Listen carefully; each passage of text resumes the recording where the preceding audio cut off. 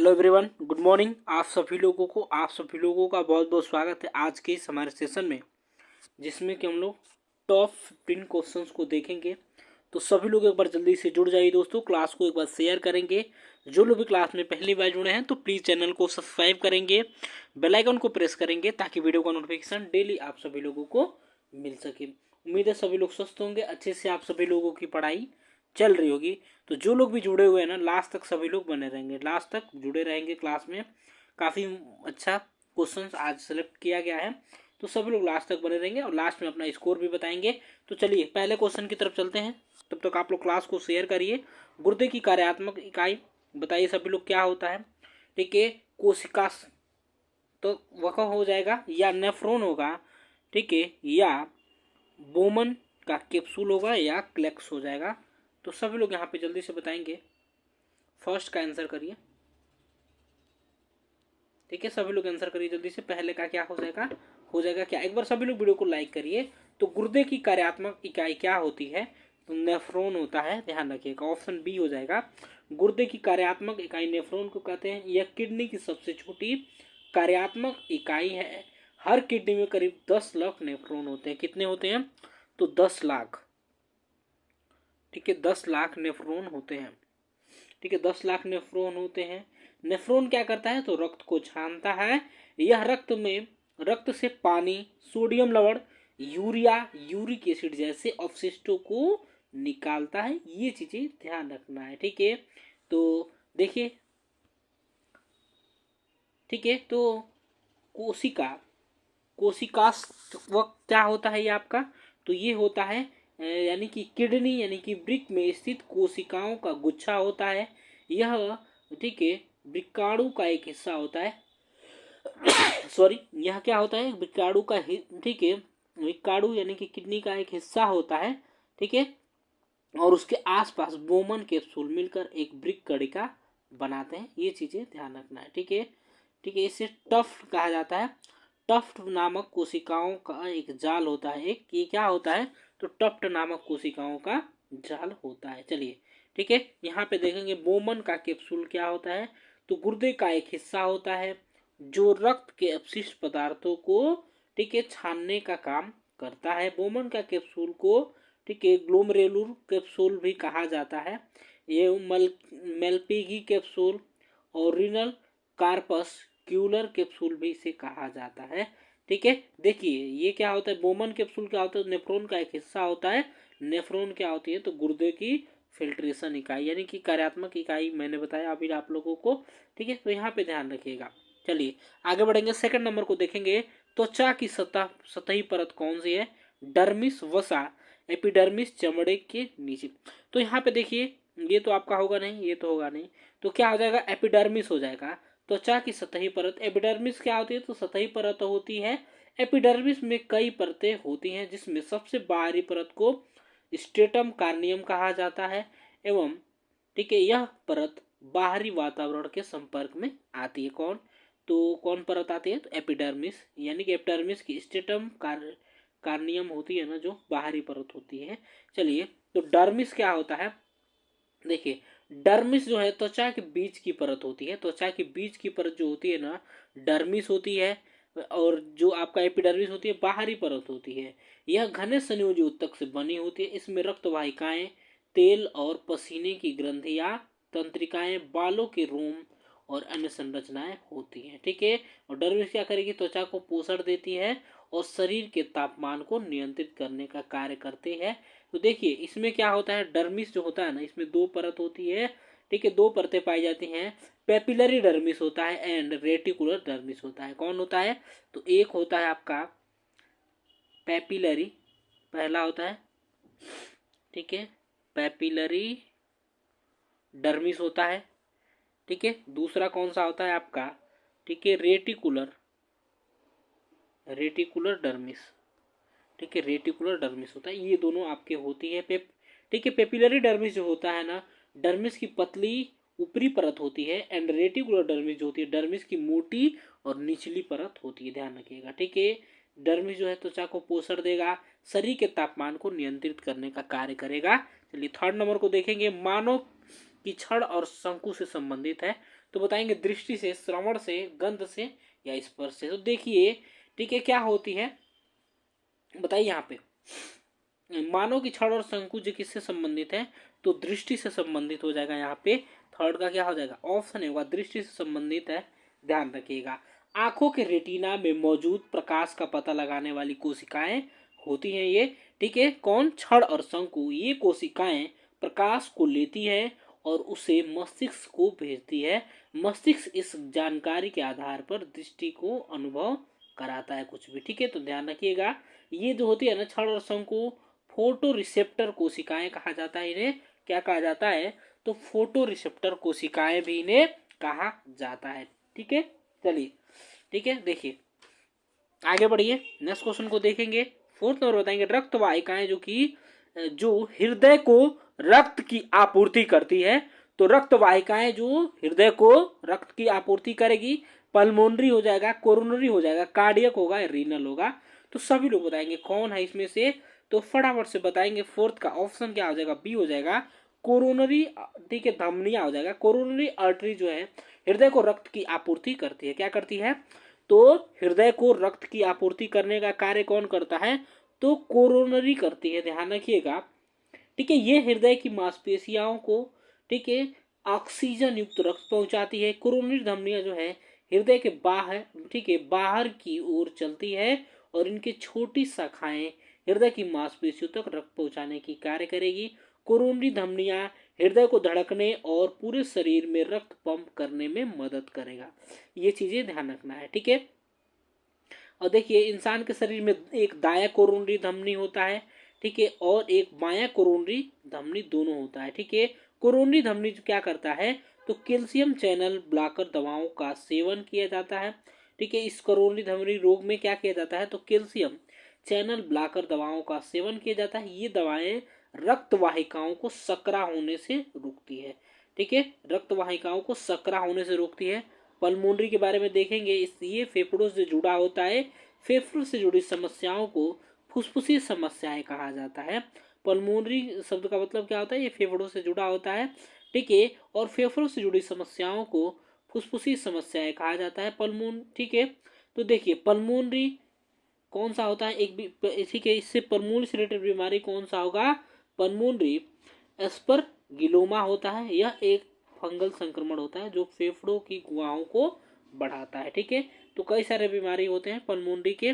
तो चलिए आगे बढ़ेंगे। यहाँ पे कार्डियक शब्द देखिए, कार्डियक क्या है, तो हृदय से जुड़ा, कार्डियक अरेस्ट। ठीक है, हृदय से जुड़ा होता है। कार्डियक का अर्थ क्या होता है, हृदय से जुड़ा। इसे ठीक है, देखिए कार्डियक अरेस्ट क्या होता है, एक ऐसी स्थिति होती है जिसमें अचानक से दिल जो है धड़कना बंद करेगा। कार्डियक अरेस्ट एक गंभीर स्थिति है और इसमें तुरंत कार्रवाई की जरूरत होती है, नहीं तो मृत्यु भी हो सकती है। ठीक है, कार्डियक अरेस्ट में दिल की विद्युत प्रणाली विफल हो जाती है। कार्डियक अरेस्ट में क्या होता है, मस्तिष्क और अन्य अंगों को रक्त ऑक्सीजन नहीं मिल पाती। ये चीजें ध्यान रखना है। ठीक है, कार्डियक अरेस्ट में क्या होता है, श्वास लेने में दिक्कत होगा। और रीनल क्या होता है, तो गुर्दे से जुड़ा। ठीक है, रीनल का अर्थ क्या होता है, तो गुर्दा होता है, यानी कि गुर्दे से जुड़े विकारों और चिकित्सा प्रक्रियाओं को रीनल शब्द से इस्तेमाल किया जाता है। तो ध्यान रखिएगा। ठीक है, चलिए आगे बढ़ेंगे, नेक्स्ट क्वेश्चन को देखेंगे। फिफ्थ नंबर बताएंगे, हड्डी जिसे घुटने की टोपी के रूप में भी जाना जाता है। तो कौन सी हड्डी है जिसे घुटने की टोपी के रूप में जाना जाता है, यहाँ पे देखिए। तो घुटने की टोपी के रूप में किसे जाना जाता है, पटेला। ठीक है, क्या हो जाएगा यहाँ पे, पटेला हो जाएगा। ठीक है, घुटने का कैप कहा जाता है, ध्यान रखिएगा इसे।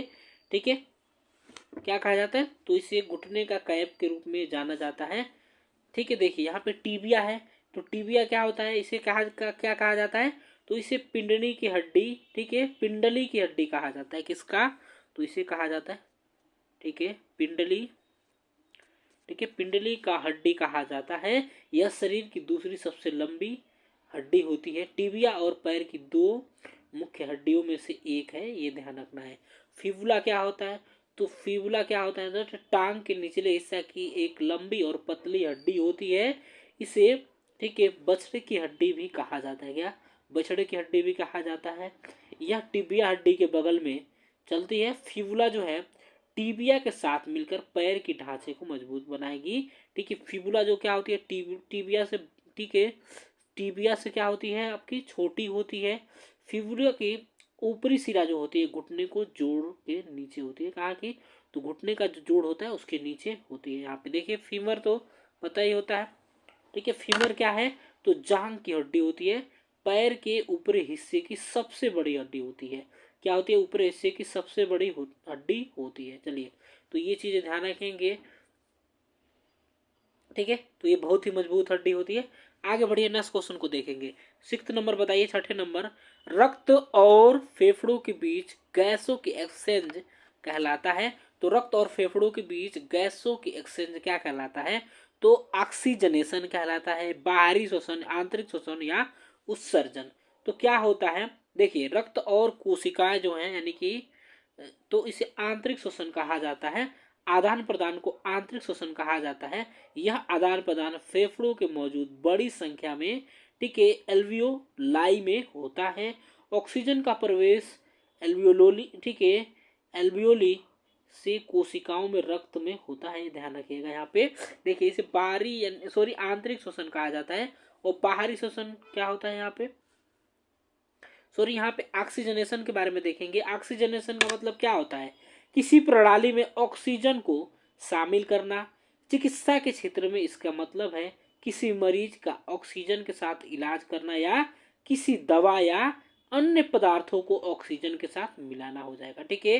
ध्यान रखना यहाँ पे, ऑक्सीजनेशन जो है ना, किसी प्रणाली में ऑक्सीजन को शामिल करने की प्रक्रिया है। तो सब लोग यहाँ पे देखिए क्या हो जाएगा, ठीक है। तो ऑप्शन हो जाएगा क्या, सॉरी ऑप्शन तो इसका राइट आंसर सी हो जाएगा। हम देख रहे थे कि ऑक्सीजनेशन के बारे में, अब देखेंगे बाहरी श्वसन के बारे में, ठीक है। बाहरी श्वसन के बारे में देखेंगे। देखिए, जब कोई प्राणी पर्यावरण से ऑक्सीजन लेता है और कार्बन डाइऑक्साइड को छोड़ता है, इसे बाहरी श्वसन कहते हैं, ठीक है। यह प्रक्रिया जो है ना फेफड़ों में होती है।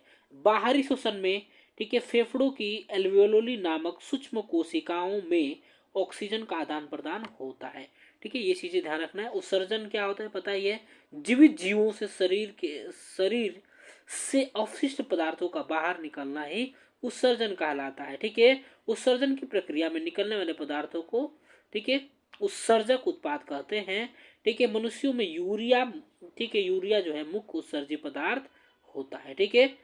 ध्यान रखिएगा। चलिए आगे बढ़ेंगे, नेक्स्ट क्वेश्चन को देखेंगे। 7 नंबर बताएंगे, रक्त में, सभी लोग बताएंगे, रक्त में इस पदार्थ की कमी के कारण एडिमा, किसकी कमी के कारण एडिमा होगा, एल्ब्यूमिन, हार्मोन, इलेक्ट्रोलाइट या गैस। तो क्या हो जाएगा यहाँ पे, ठीक है, एडिमा यानी कि जिसे सोफ कहा जाता है, एडिमा जिसे सोफ कहा जाता है। देखिए, शरीर के ऊतकों में द्रव का जमा होना और उससे होने वाली सूजन को क्या कहते हैं, तो एडिमा कहा जाता है, ठीक है, ठीक है। इसे ड्राफ्टी या एडिमा भी कह सकते हैं। देखिए, इसमें क्या होता है, हृदय की विफलता, गुर्दे की समस्याएं होती है, कम प्रोटीन स्तर होगा, यकृत की समस्याएं होंगी, संक्रमण भी होगा, ठीक है। तो ये चीजें ध्यान रखना है। यहाँ पे क्या हो जाएगा आप लोगों का, ऑप्शन सी हो जाएगा, ठीक है। क्या हो जाएगा यहाँ पे, सॉरी ऑप्शन नहीं होगा, एल्बुमिन हो जाएगा, ठीक है। एल्बुमिन हो जाएगा यहाँ पे राइट आंसर, ठीक है। एल्बुमिन हो जाएगा, एल्बुमिन की कमी से हो सकता है आपका एडिमा, ठीक है। देखिए यहाँ पे क्या हो जाएगा बताएंगे, हार्मोन या ग्रंथिरस क्या होता है। तो हार्मोन क्या है, तो जटिल कार्बनिक पदार्थ है जो सजीवों में होने वाली विभिन्न जैव रासायनिक क्रियाओं की वृद्धि एवं विकास, प्रजनन आदि का नियमन तथा नियंत्रण करता है। ध्यान रखिएगा, ठीक है। यहाँ पे देखिए, इलेक्ट्रोलाइट क्या होते हैं, ऐसे मिनरल होते हैं जो रक्त में घूमते रहते हैं। क्या करते हैं, तो रक्त में घूमते रहते हैं।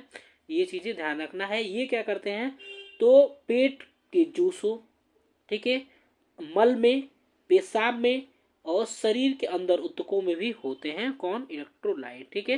चलिए आगे बढ़ेंगे। गैस के बारे में पता ही है।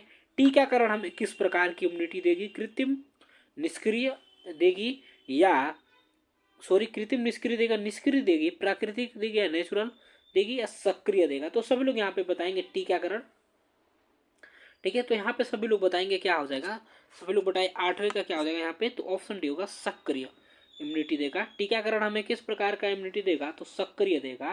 टीका हमारे शरीर में ठीक है क्या करेगा, तो प्राकृतिक प्रतिरक्षा प्रणाली के साथ मिलकर सुरक्षा के निर्माण करके बीमारी होने से जोखिम को कम करेगा यहाँ पे। तो ये क्या हमें सक्रिय इम्यूनिटी देगा। देखिए यहाँ पे सक्रिय क्या होता है, जो कोई क्रिया, ठीक है, जो कोई क्रिया कर रहे हो, क्रिया क्रियायुक्त और कर्मठ है तो सक्रिय कहा जाएगा, यानी कि सक्रिय इम्यूनिटी देगा ये टीकाकरण हमें। कृत्रिम निष्क्रिय क्या होता है, तो कृत्रिम निष्क्रिय प्रतिरक्षा एक तरह की प्रतिरक्षा है जिसमें किसी व्यक्ति को एंटीबॉडी इंजेक्शन दिए जाते हैं, एंटीबॉडी इंजेक्शन इसमें दिए जाते हैं, ध्यान रखिएगा। चलिए, तो निष्क्रिय से क्या तात्पर्य है, तो कोई, ठीक है, काम न करना या गतिविधि में शामिल ना होना, जिसे निष्क्रिय कहेंगे। नेचुरल तो पता ही है आप लोगों को, प्राकृतिक तो पता ही है, तो ऑप्शन डी हो जाएगा, सक्रिय हो जाएगा, सक्रिय इम्यूनिटी देगा। आगे बढ़िए, 9 नंबर का देखेंगे, मम्प्स के विरुद्ध टीकाकरण रोक सकता है, तो किसको रोकेगा। मम्प्स से विरुद्ध टीकाकरण, ठीक है, हाइड्रोसील को रोकेगा, आर्काइटिस को रोकेगा, या वेरिको, ठीक है, सील को रोकेगा, या अनडिसेंडेंट टेस्टिस को रोकेगा। तो क्या होगा यहाँ पे, आर्काइटिस हो जाएगा, ठीक है, आर्काइटिस को रोकेगा। क्या करेगा, मम्प्स यानी कि जिसे गलसुआ या गलगंड कहेंगे, एक प्रकार का वायरल संक्रमण है जो लार ग्रंथियों को प्रभावित करता है। मम्प्स जो है लार ग्रंथियों को प्रभावित करेगा, जिसे टीके से आसानी से रोका जा सकता है, ठीक है। ठीक है, यह बीमारी जो ठीक का असर जो होता है ना, पैरेटिट ग्रंथियों और लार ग्रंथियों पर होता है। ये ग्रंथियां कान के नीचे और सामने वाले हिस्से में होती है, ठीक है। यह बीमारी संक्रमित लार से फैलती है, किससे, संक्रमित लार से फैलेगी, आर्काइटिस, ठीक है। तो यहाँ पे ध्यान रखिएगा, आर्काइटिस एक प्रकार संक्रमण है जो कि दोनों अंडकोश में होता है। यह सूजन और दर्द पैदा करता है, ठीक है। तो ये चीज ध्यान रखना आप लोगों को, ठीक है। चलिए आगे बढ़िए, नेक्स्ट क्वेश्चन को देखिए। 10th नंबर बताएंगे, 10,000 की जनसंख्या पर एक बेसिक स्वास्थ्य कार्यकर्ता, ठीक है, मल्टीपर्पज वर्कर की अनुशंसा की गई थी, तो किसके द्वारा किया गया था, तो किस समिति के द्वारा, चड्डा कमेटी के द्वारा, मुखर्जी कमेटी, बोर कमेटी, या मुदालियर कमेटी। तो सभी लोग आंसर करिए। एक बार क्लास को सभी लोग शेयर करेंगे, वीडियो को जो लोग भी लाइक नहीं किए हैं तो वीडियो को लाइक करेंगे, और ज्यादा से ज्यादा दोस्तों में आप लोग क्लास को शेयर कर दीजिए प्लीज, सभी लोगों से रिक्वेस्ट है।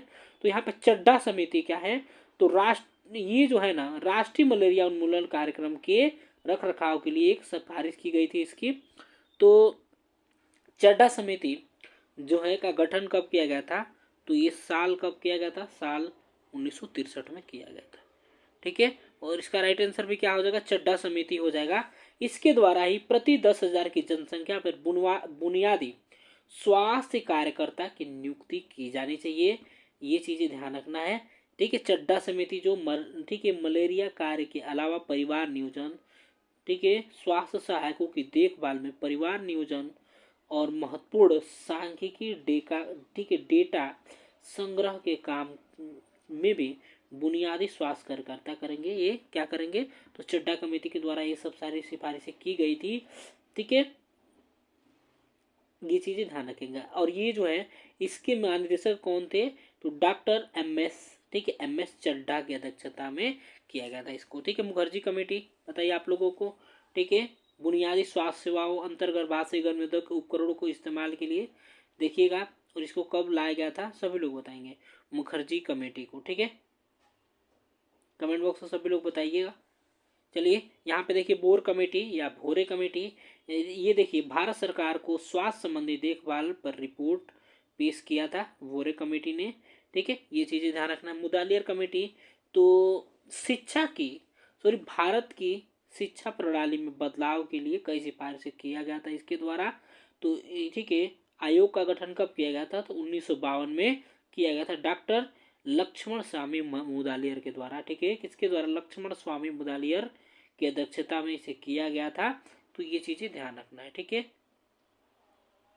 ये चीजें ध्यान रखना है मुदालियर कमेटी के बारे में। आगे बढ़िए, 11 नंबर को देखेंगे, बताइए सभी लोग यहाँ पे क्या हो जाएगा, 11वें नंबर का, ठीक है। एक सूक्ष्म जीव की रोग उत्पन्न करने की क्षमता क्या कहलाएगी, तो पैथोजेनिसिटी कहलाएगा, ठीक है। वोवाई रूलेन कहला जाएगा, इन्फेक्शन या इम्यूनिटी।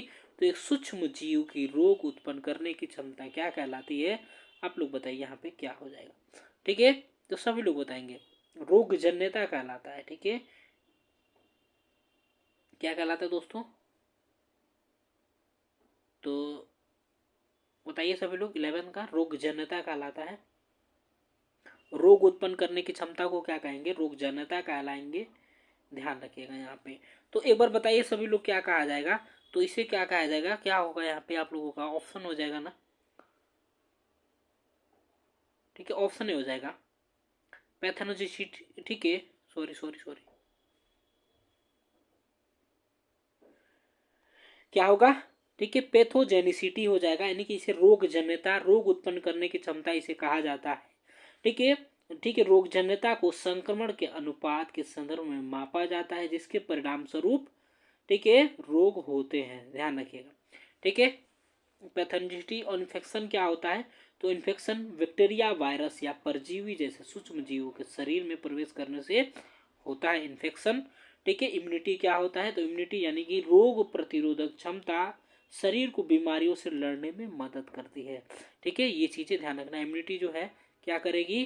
तो रोग प्रतिरोधक क्षमता शरीर को बीमारियों से लड़ने में मदद करेगा। ठीक है। इम्यून सिस्टम जो है कोशिकाओं, टिश्यू, अंगों और कुछ केमिकल का एक जाल होता है। यह जाल संक्रमण फैलने वाले जीवाणुओं को फंसाकर मार देता है। ध्यान रखिएगा, इम्यूनिटी मजबूत होने से शरीर के कई तरह की बीमारियों से लड़ पाती है। ठीक है, ये चीजें ध्यान रखना है। चलिए आगे बढ़िए। प्राथमिक स्वास्थ्य देखभाल, पीएससी का एक परिचालक संबंधित सिद्धांत है। गृह भेंट क्या है? स्वास्थ्य देखभाल है, वित्तीय प्रबंधन है, या समान वितरण है। ठीक है, पीएससी यानी कि क्या होता है? ये तो बीमारी को रोकने के लिए, स्वास्थ्य को बढ़ावा देने और बीमारी के प्रबंधन के लिए आवश्यक स्वास्थ्य सेवाओं और उत्पादों से का सबसे बुनियादी पैकेज होता है। यहाँ पे ध्यान रखिएगा। तो देखिए यहाँ पे क्या हो जाएगा आप लोगों का, सभी लोग आंसर करिए। ठीक है, समान वितरण हो जाएगा। 12th का क्या हो जाएगा? समान वितरण, जो कि पीएससी। ठीक है, समान वितरण हो जाएगा। प्राथमिक स्वास्थ्य सेवा के परिचार संबंधी सिद्धांत कौन सा है? तो यहाँ पे कौन सा है? समान वितरण हो जाएगा। आगे बढ़िए। 13 टीकाकरण का, ठीक है, टीकाकरण एक उदाहरण है। तो किसका उदाहरण है? टीकाकरण देखिए क्या होता है। तो टीकाकरण सक्रिय इम्यूनिटी का, सॉरी, समूह इम्यूनिटी का होगा, कृत्रिम सक्रिय इम्यूनिटी का होगा, कृत्रिम निष्क्रिय इम्यूनिटी का होगा, प्राकृतिक निष्क्रिय इम्यूनिटी का। तो यहाँ पे सभी लोग बताएंगे, जल्दी से आप लोग बता दीजिए। संक्रामक रोगी की रोकथाम के लिए टीकाकरण सर्वाधिक प्रभावी एवं सबसे सस्ती विधि माना जाता है।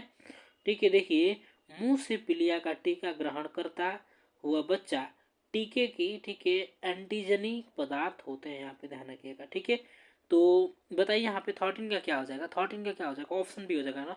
ये क्या करता है? तो कृत्रिम सक्रिय इम्यूनिटी का टीकाकरण किसका उदाहरण है? तो कृत्रिम सक्रिय इम्यूनिटी का उदाहरण है।